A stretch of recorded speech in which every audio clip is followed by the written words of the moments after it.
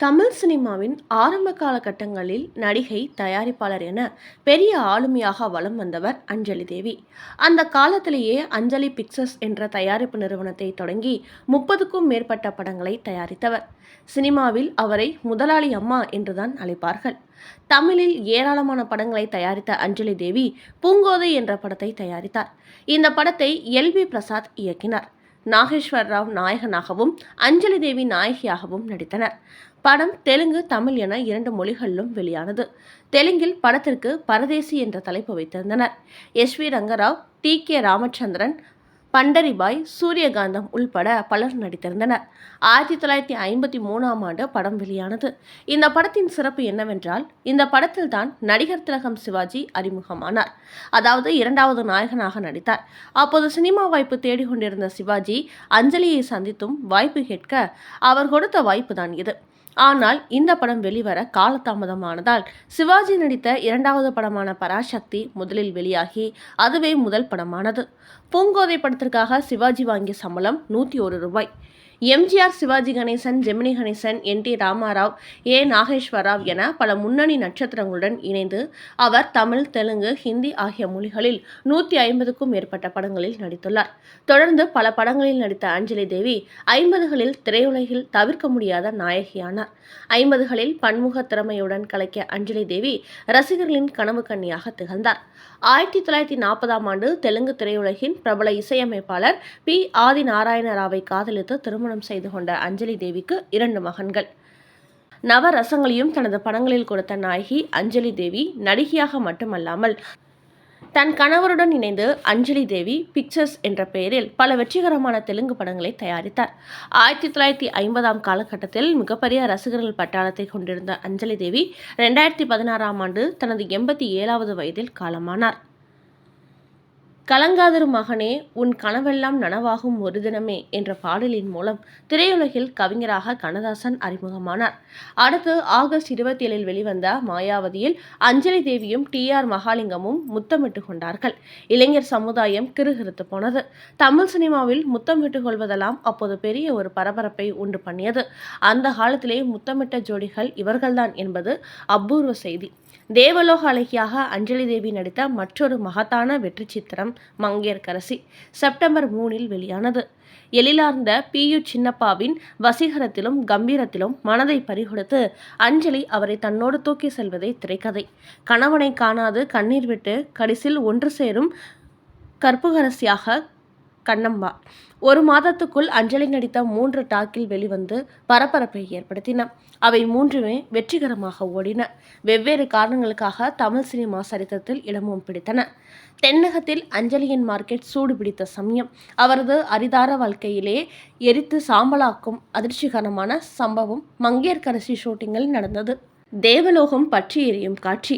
நாற்புறமும் பயங்கரமாக வெப்பம் பரவியது. அப்படியும் இப்படியும் அலறியவாறு ஓட இவர் புடவிலும் நெருப்பு பிடித்து கொண்டது. சுற்றிலும் செந்தல்களுக்கு மத்தியில் அஞ்சலி தேவி சிக்கிக் கொண்டார். முகமெல்லாம் அக்னியின் அதிரடி தாக்குதல். சில வினாடிகளில் கோரமாகி போனது முகம். தீப்பட்டு புண்ணான முகத்தை குணப்படுத்த மாதக்கணக்கானது. கண்ணாடியை கண்களில் படாமல் மறைத்து வைத்தார் கணவர். வசீகரமான என் முகம் காண்போருக்கு குரூரமாக தெரிய போகிறது. இனி என் நாயகி வாழ்வு கோவிந்தா என்று நினைத்து மனமுடிந்து போனார். வெங்கடாச்சலபதி இவரது குலதெய்வம். அவன் இன்றி ஒரு அணுவும் அசையாது என்று அசைக்க முடியாத நம்பிக்கை உடையவள் அஞ்சலி தேவி. திருப்பதி பெருமாள் அந்த ஏழுமலையான் இவரை கைவிடவில்லை. காயமெல்லாம் மாறிய பின் என் முகம் அழகாக இருப்பது போல் தோன்றியது. எல்லா இடங்களிலும் தீப்புண் நாறிவிட்டாலும் கருவிழிகளின் கீழ் இமையின் இருபுறமும் கந்திய கருமை இருந்தது. அழகு சாதனங்களால் ஏற்படக்கூடிய செயற்கையான முக அழகை அக்னி தேவன் தந்ததாக பூரித்தார் அஞ்சலி தேவி. மறக்க முடியாத மர்மயோகி. அப்ப இவர் 21 வயசு. அந்த வயதில் வேறிடும் கடைவாயாய் பல் ஒன்று இவருக்கு முளைத்தது. ஒரு பக்கம் கன்னம் அப்படியே வீங்கிவிட்டது. கோவை சென்ட்ரல் ஸ்டுடியோவில் மிகப்பெரிய அளவில் செட் போட்டு மர்மயோகி கிளைமாக்ஸ் எடுத்தார்கள். முகவீக்கம் குறையட்டும் என்று எம்.ஜி.ஆர். 2 நாட்கள் இவருக்காக காத்திருந்தார். என்ன சிகிச்சை மேற்கொண்டும் வலி குறையவில்லை. மர்மயோகிக்காக எம்.ஜி.ஆர். கொடுத்திருந்த தேதிகள் தீர்ந்தன. அஞ்சலி தேவிக்கும் சென்னை வாகினி ஸ்டுடியோவில் ஷூட்டிங் இருந்தது. மர்மயோகி முடிந்த பிறகே ஜூபிட்டர் நிறுவனம் மதராஸ்க்கு இடம்பெயர்ந்தது.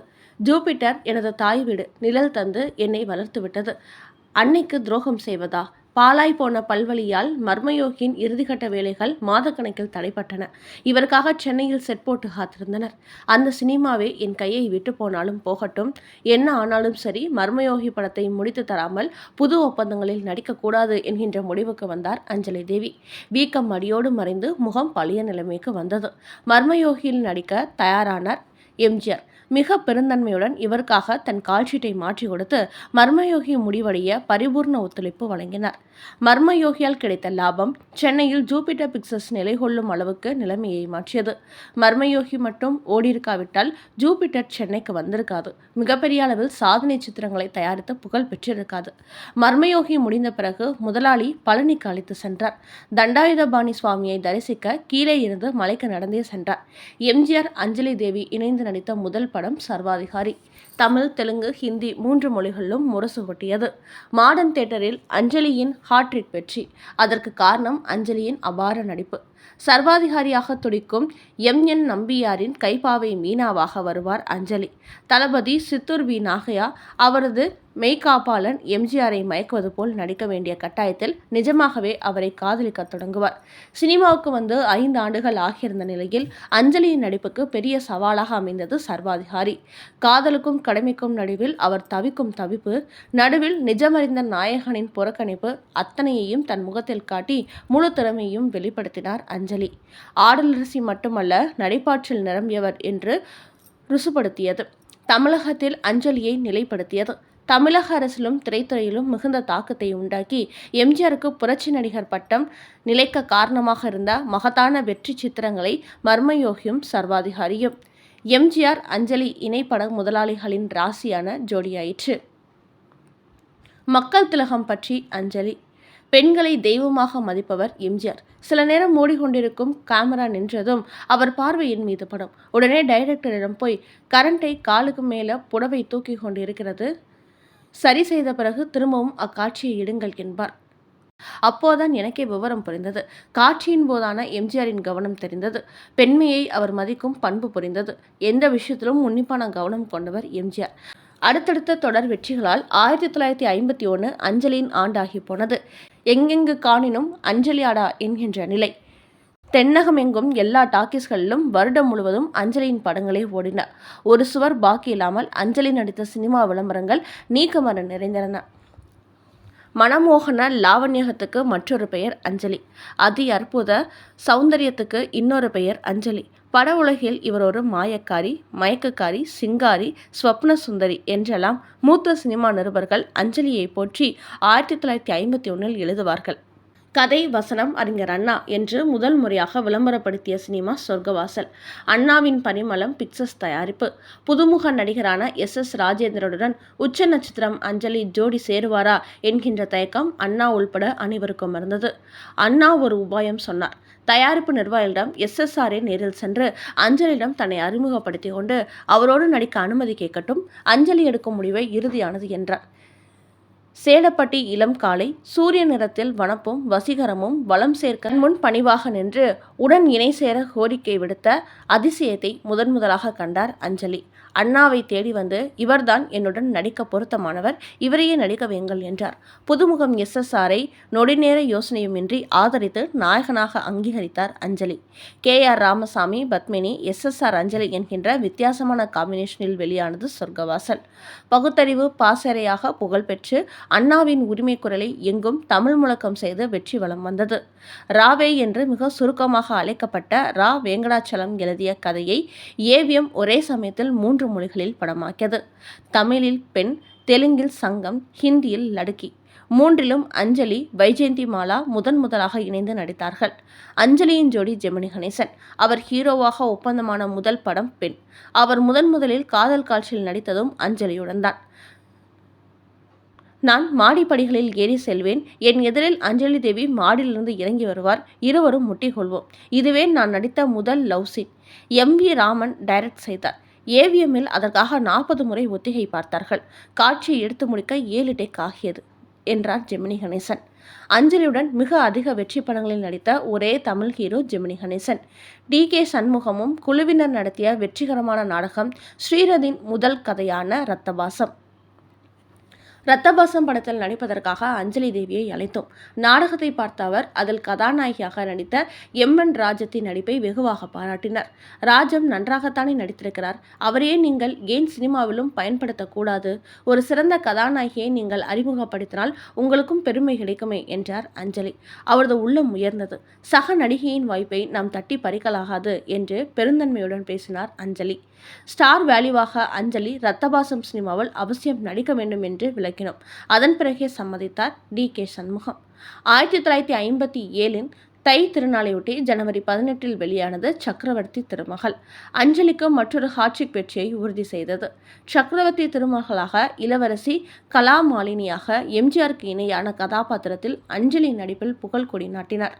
புரட்சி நடிகருடனான அறிமுக காட்சியில் ஆண் உடையில் தோன்றி தன்னை மோகன் என்கின்ற யுவராஜாவாக காட்டிக்கொள்வார். வில்லியாக வரும் எஸ். வரலட்சுமியால் கடைசி வரையில் ஹீரோவை அடைய முடியாத சிக்கலில் அவதியுற்று தவிப்பார். தன்னுடைய அரியணையில் எஸ். வரலட்சுமியை எம்ஜிஆரின் பட்ட மகிழ்ச்சியாக பார்த்து பதறியவாறு அஞ்சலி நடிப்பில் விளாசி தள்ளியிருக்கிறார். எம்ஜிஆர் ரசிகர்களுக்கும் திமுக அபிமானிகளுக்கும் சக்கரவர்த்தி திருமகள் என்றும் நினைத்தாலே தித்திக்கும் சர்க்கரை பொங்கல். காரணம், அதில் புரட்சி நடிகரின் கதாபாத்திர பெயர் உதயசூரியன்.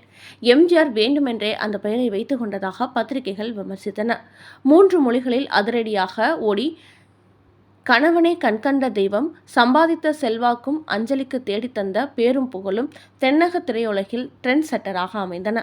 மீண்டும் மாயாஜால படங்களுக்கான மோசு கூடியது. நடிகர் திலகத்தின் தங்கமலை ரகசியம், காத்தவராயன் உள்பட ஏராளமான மந்திர தந்திர கதைகள் டாக்கிகளாக்கி அணிவகுத்து நின்றன. மற்ற படாதிபதிகள் சம்பாதிக்கும் போது அஞ்சலி பிக்சர்ஸ் மட்டும் வேடிக்கை பார்க்குமா? அவர்களும் மாயாஜாலம் நிறைந்த படத்தை தயாரித்தார்கள். தை திருநாள் கொண்டாட்டம், ஸ்ரீதர் பொன்மலச்செம்மல் முதலாக இணைந்த உரிமை குரல் வெற்றி சித்திரம். நாகேஸ்வரராவ் நடித்த தசரா உள்ளடு தெலுங்கு ரீமேக். அதில் ஏஎன்ஆரின் அண்ணியாக அஞ்சலி நடித்திருந்தார். அடுத்த வீட்டு பெண் சினிமாவில் ஏற்பட்ட கசப்பை மறந்து ஸ்ரீதர் அஞ்சலியை அதே வேடத்தில் தமிழிலும் அழ வைத்தார். அதில் அஞ்சலியின் கணவராக எம்ஜிஆரின் அண்ணனாக நடித்தவர் எஸ்.வி. சகஸ்ரநாமம். உரிமை குரல் பட்டி தொட்டிகளில் ஓடி அஞ்சலியை மீண்டும் மக்கள் மத்தியில் பேச வைத்தது. 60களில் முன்னணி நடிகையாக கலக்கிய அஞ்சலி தேவி எம்ஜிஆருடன் பல படங்களில் நடித்திருந்த நிலையில் உரிமை குரல் படத்தில் அவருக்கு அண்ணியாக நடித்திருப்பார். அஞ்சலி தேவி தென்னிந்தியாவில் நடிகர் சங்க தலைவியாக இருந்த இவர் முதல் பெண் தலைவி என்ற பெருமையை பெற்றுள்ளார். சக்கரவர்த்தி திருமகள் 18 ஜனவரி 1957 அன்று வெளியிடப்பட்டது மற்றும் பாக்ஸ் ஆபீஸில் பிளாக்பஸ்டர் ஆனது மற்றும் அந்த ஆண்டின் அதிக வசூல் செய்த தமிழ் திரைப்படமாகும். அடுத்து மர்மயோகி எம்ஜிஆர் ஃபார்முலாவின் முதல் படம் என சொல்லலாம். என்னை பொறுத்தவரை எம்ஜிஆர் ஃபார்முலா திரைப்படங்களில் மிக சிறந்த திரைப்படம் என சொல்லலாம்.